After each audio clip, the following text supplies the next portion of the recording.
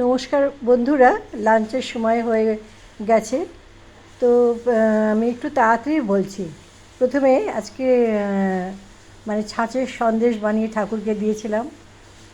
এখন আমরা সবাই মিলে খাবো বলে টেবিলে নিয়ে এসেছি। এবার মায়ের হাতের একটা কাঁচা কলা আর জিরে গোলমরিচ বাটা দিয়ে ঝোল, এটা একটু বলে দিই। মাছটা আপনি মানে ভেজেছেন খুব কড়া না।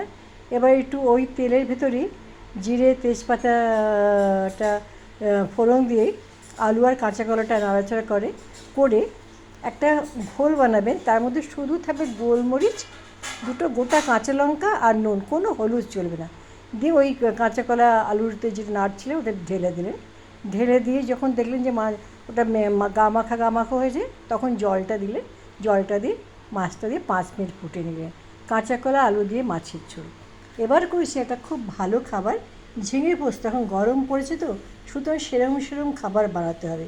তো ঝিঙে পোস্ত আপনারা জানেন, পোস্তটা বেটে নিতে হবে। আমাদের বাসায় লঙ্কাটা খুব একটা চলে না, তাই না আমি ওই করেছি কি, ঝিঙে আর আলুটাকে কালো জিরে দিয়ে নাড়াচাড়া করে অল্প জল দিয়ে, এতেও কিন্তু হলুদ চলবে না, অল্প জল দিয়ে যখন দেখলাম আলুটা প্রায় আধ সেদ্ধ হয়েছে, তখন দুটো গোটা কাঁচা লঙ্কা আর একটু পোস্ত বাটা দিয়ে নেড়েচেড়ে করলাম। আর এটা কালকে সকালের জন্য রেখেছি জলখাবারে। আর তো যা যা লাগে আপনাদের সব দেখালাম, আপনারাও কিন্তু করবেন, ঠিক আছে?